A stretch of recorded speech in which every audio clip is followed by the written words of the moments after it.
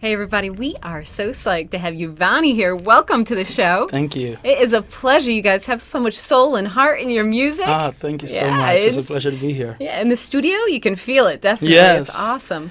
Well, why don't you give us a rundown of who your crew is that you brought with it? Oh, excellent. Those are my people from the city. Got Mr. David Easton on keyboards, the fabulous Jerry Hicks on drums, the beautiful Charlotta McCaskill on vocals. We got Paul Casanova on guitar, and my solid good friend Kenny Lambert on bass. All right, that's good. So how long you guys been together? Well, we've been together playing for like almost a year already, so we're hooking it up all around town. That's good. Well, why don't we kind of hop into you a little bit and learn a little bit about yourself. Now, you went to the New World School of the Arts. Yes. Now, what did that experience build in you? Oh, that started my dream. Really? Yeah, that was a place where only the cream of the crop got into. Really? And I just said, I want to get in there so badly. It was either that or going to like a real bad school in the ghetto. Okay. And I didn't want to go there because it was scary. No, yeah. So I, auditioned, I closed my eyes, I made a wish, and it came true. Wow. Now, you're originally from Cuba? Yes, I am. Havana. Yeah? Okay. So you were fortunate to come on over to Miami. Yes. That's good. Now, your raw singing talent was found and developed. Very interesting story, very unique. What happened?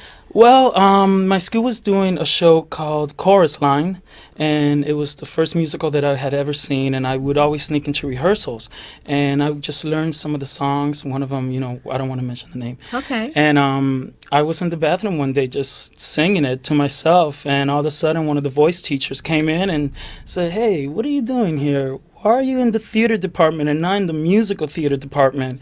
And I said, "'Cause I can't sing." Yeah. And she said, "Well, I'll make you a deal. If you can come with me every Wednesday during lunch, I'll train you and prepare you for an audition so you can try out for the musical theater department." And she taught me 2 songs. She taught me A Funny Thing Happened on the Way to the Forum, which is a comedy tonight, and Nothing's Gonna Harm You from Sweeney Todd. Wow. And on the last day of school, I got to audition in front of all the judges, and I got in. And that was like a dream come true. Wow. So that was the beginning of it. It sure was. That was. All right. Now, how did those lessons prepare your voice? It just taught me a lot about how to be a singer. Okay. How to develop the theatrics of the voice, which is, to me, a very important thing for a musician to have, because you can convey a message, with just the voice to an audience. And, it just really gave me a lot of emotion and range. Okay. Now, you had a few acting stints with TV and film along the way. So what were some of those? Well, I've been in some movies. The biggest movie I was in was Chains of Gold with John Travolta. Okay. And that was like the best experience. Everything that you hear about him is true. He's very nice. Okay. And just some TV commercials back home. And just got in it like that at an early age. And I was on my way to being an actor, before I ever thought of becoming a singer. Okay. And even though secretly I was in the closet as a singer. Okay, there you go. No pun intended. Yeah, right. Now, you were off to New York City. Yes. And you ended up singing in the subways, as so many musicians end up doing. Believe it or not, that really gets you going because there's a lot of exposure there.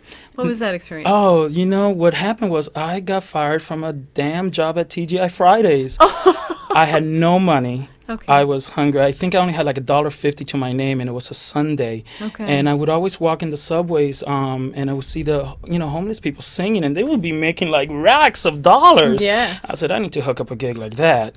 So I took out a box, I put it in the floor, and I closed my eyes, and I took my little songbook that I had from musical theater class back home, and I just started belting out some tunes. Yeah. And that's what really started it all. That was my first official gig in the Big Apple. Okay.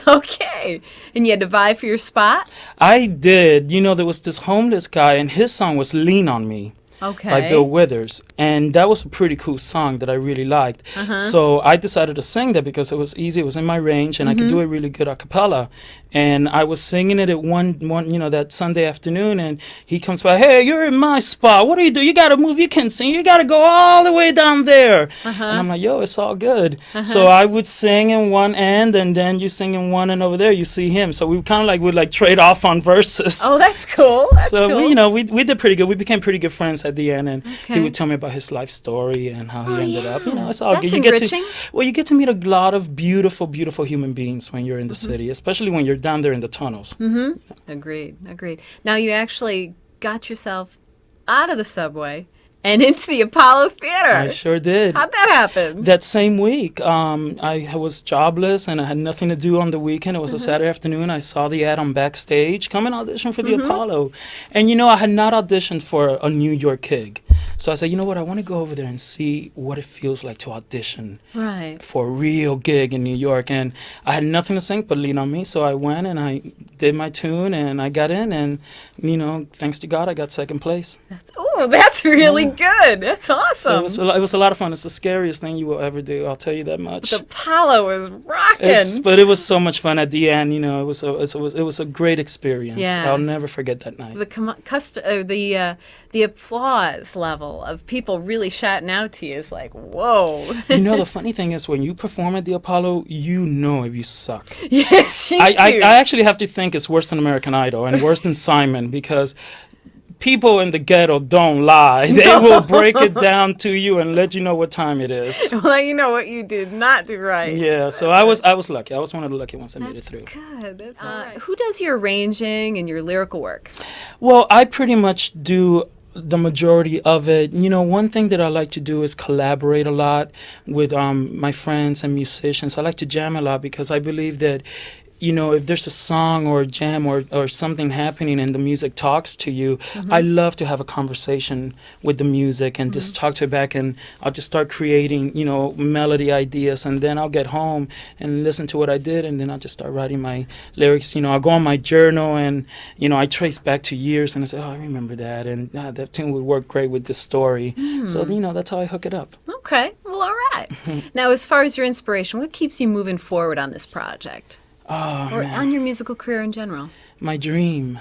Okay. I believe very strongly that the number one thing in life is to follow your dreams, no matter what, no matter how old, how young, how fat, how skinny, how ugly, pretty, I don't care. Okay. I think that we were just put on this earth to pursue our dreams and to see them come to life before our eyes. It's just, such a great opportunity and such a great experience to see that happen for not only for myself, but for other people, for friends and for strangers. Even when I'm watching TV and I see people's dreams come true, I tear up because it's just such a great thing. So my dream, my vision that I had years ago, that's what tells me you have to keep doing it, no matter how homeless you are. Wow, that is good.